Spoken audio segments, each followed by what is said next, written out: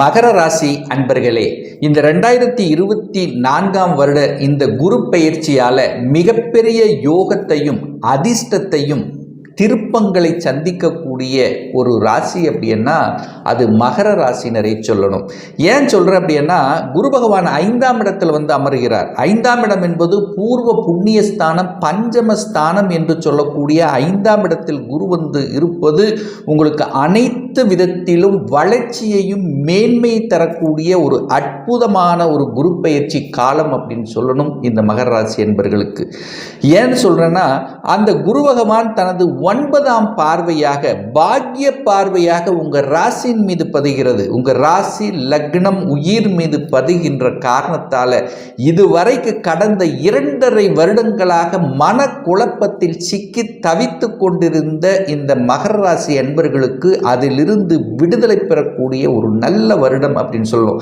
அப்போ மனக்குழப்பம் இருந்தது, மனதில் தெளிவில்லாத தன்மை இருந்தது, ஏதோ போய்கொண்டிருக்கிறது, பல வகையான அழுத்தங்கள் பிரஷர்கள் கொண்டிருந்த இந்த மகர ராசி என்பதற்கு அந்த குருவினுடைய பார்வை முழு சுபர் என்று சொல்லக்கூடிய அந்த கடவுளினுடைய அனுகிரகத்துக்கு சொந்தக்காரர் என்று சொல்லக்கூடிய குரு பகவான் உங்கள் ராசியின் மீது பதியும் போது தன்னம்பிக்கை பிறக்கக்கூடிய தன்மை, ஒளி பொருந்திய தன்மை, அதாவது மன கவலைகள் நீங்கி மன சந்தோஷத்தை அடையக்கூடிய ஒரு நல்ல வருடமாக அமைய போகிறது.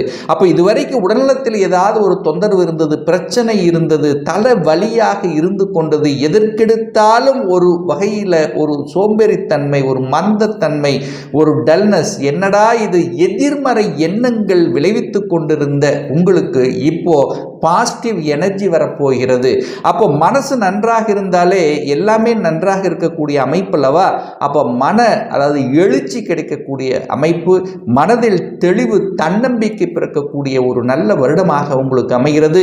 இதுவரை குடும்பத்தில் இருந்து வந்த அத்தனை வகையான பிரச்சனைகள் விலகக்கூடிய தன்மை, கணவன் மனைவிக்குள்ள சின்ன சின்ன சலசலப்பு இருந்தது, கணவன் ஒரு இடத்தில் மனைவி ஒரு இடத்தில், இப்படி ஒரு குடும்பத்தில் நிம்மதி இல்லாமல் இருந்து வந்த இந்த மகராசி என்பர்களுக்கு இந்த மே மாதத்தில் இருந்து நிம்மதி பிறக்கக்கூடிய தன்மை, கணவன் மனைவி ஒன்று சேர்வதற்கான வாய்ப்புகள், ஒருவருக்கொருவர் புரிந்து கொள்ளக்கூடிய சந்தர்ப்ப சூழ்நிலைகளை நிச்சயமாக உங்களுக்கு உருவாக்கக்கூடிய தன்மை.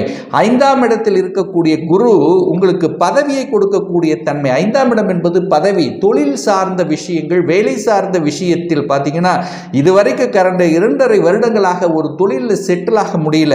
ஒரு வேலையில் இருந்தால் கூட வேலையில் அழுத்தம் பிரஷராக இருந்தது, தான் படித்த படிப்புக்கு உண்டான வேலை கிடைக்கல. இந்த மாதிரி வேலையில் செட்டில் ஆகாத பல வகையான சோதனைகளை தந்து கொண்டிருந்த மகர ராசி என்பர்கள் இந்த குரு பெயர்ச்சிக்கு அப்புறம் பார்த்தீங்கன்னா நிம்மதி பெருமூச்சு விடக்கூடிய அளவுக்கு ஒரு நல்ல வளர்ச்சி, மேம்பாட்டு, தொழிலையும் வேலையிலும் கிடைக்கக்கூடிய தன்மை. அப்போ 2.5 வருடங்களாக நல்ல உழைப்பு போட்ட அந்த உழைப்பு கேட்ட அங்கீகாரம் கிடைக்கல, என்னுடைய உழைப்புக்கு மற்றவர்கள் தான் சென்றது, எனக்கு ஏதாவது ஒரு வகையில் ஒரு நல்லது நடக்கவே இல்லை என்று ஏங்கி தவித்து கொண்டிருந்த மகர ராசி என்பர்களுக்கு நிச்சயம் இப்போ உங்க உழைப்புக்கு உண்டான பலன் கிடைக்க போகிறதுன்னு சொல்லணும். ஒரு நல்ல அங்கீகாரம் கிடைக்க போகிறது.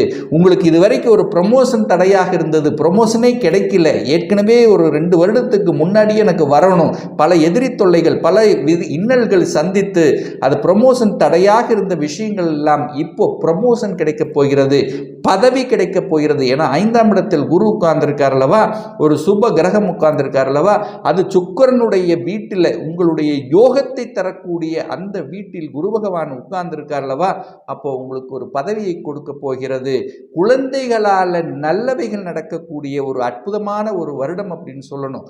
ஏன்னா குழந்தைகள் ஒரு சைடு இருந்தாங்க, நீங்கள் ஒரு சைடு இருந்தீங்க, உங்கள் பேச்சை குழந்தைகள் கேட்கல. இந்த மாதிரி குழந்தைகளால் வருத்தமடைந்து கொண்டிருந்தவர்களுக்கு இப்போ குழந்தைகளால் நல்லவைகள் நடக்கக்கூடியதும், இன்னாரது குழந்தைகள் என்று சொல்லக்கூடிய அளவுக்கு பெயரையும் புகழையும் தரக்கூடிய தன்மை, குழந்தைகள் நன்றாக படிக்கக்கூடிய தன்மை, படிப்பில் சாதிக்கக்கூடிய தன்மை, அதாவது படித்த படிப்புக்குண்டான வேலை கிடைக்கக்கூடிய தன்மை, வெளிநாட்டில் போய் படிக்கணும் என்று ஆசைப்பட்டு கொண்டிருந்தவர்களுக்கு அந்த ஆசைகள் பூர்த்தியாகக்கூடிய தன்மை.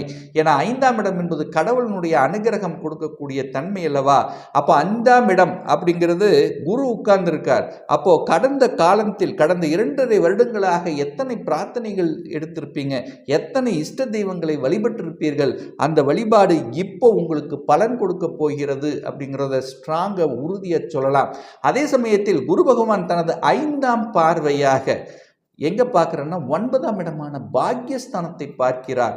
அப்போ இதுவரைக்கு ஒரு நல்ல பாக்கியம் கிடைக்கல, அதுவும் குறிப்பாக குழந்தை பாக்கியம் கிடைக்கலையே என்று ஏங்கி தவித்து கொண்டிருந்த மகர ராசி என்பர்களுக்கு இந்த வருடத்தில் உங்களுடைய குடும்பத்தில் மழலை சத்தம் கேட்கக்கூடிய ஒரு அற்புதமான தருணத்தை உருவாக்கப் போகிறது அப்படிங்கிறத ஸ்ட்ராங்கா சொல்லலாம். அதே சமயத்தில் திருமணம் சார்ந்த விஷயங்கள் தடைபட்டு கொண்டிருந்தது.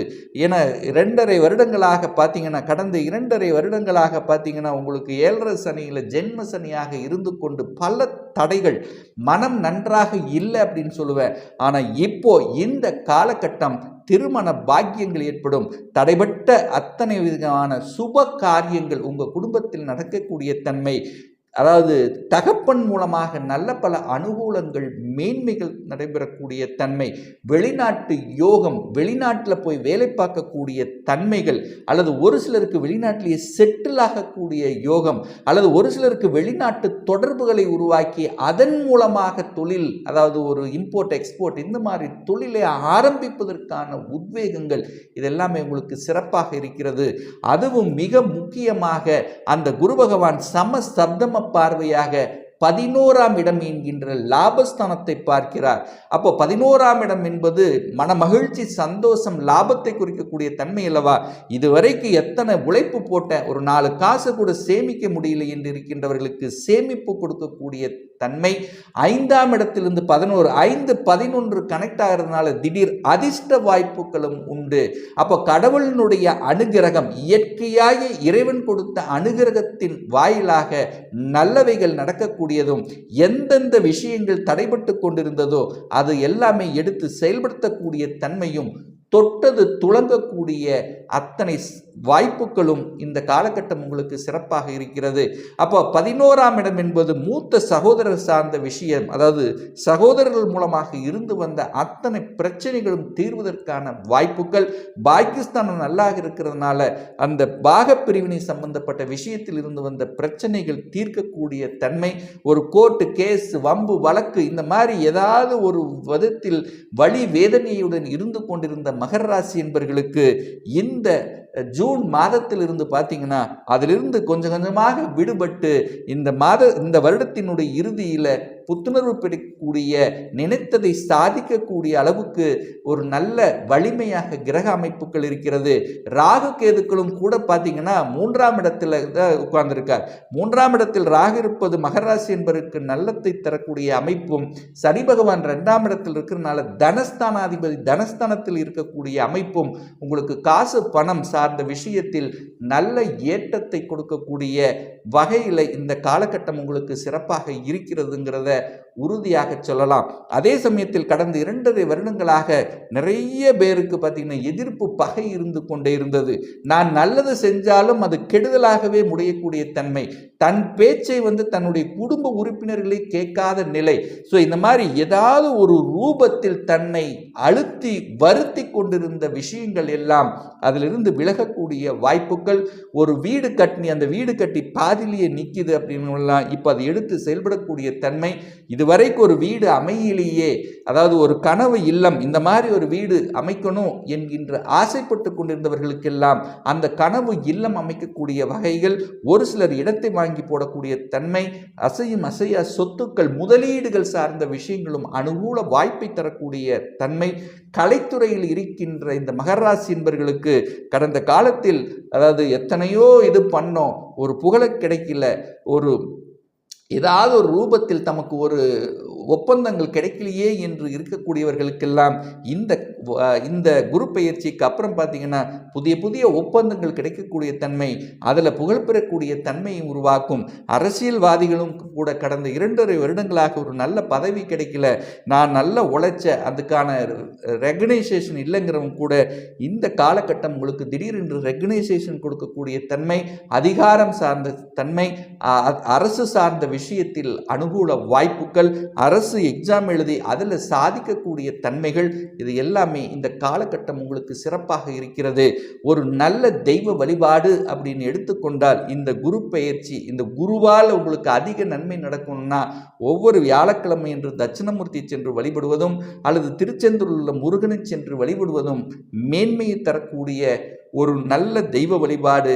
நிச்சயமாக உங்களுக்கு இந்த மகர ராசி அன்பர்களுக்கு இந்த குரு பெயர்ச்சி ஏற்றத்தையும் தன லாபத்தையும், மனதில் இருந்து வந்த அத்தனை விதமான அழுத்தம், பிரஷர் நீங்கக்கூடிய தன்மையும், தொழிலில் உயர்வையும், வேலையில் ஒரு நல்ல செட்டில் ஆகக்கூடிய தன்மையை கொடுக்குங்கிறதுனால எந்தவித மாற்று கருத்தும் கிடையாது.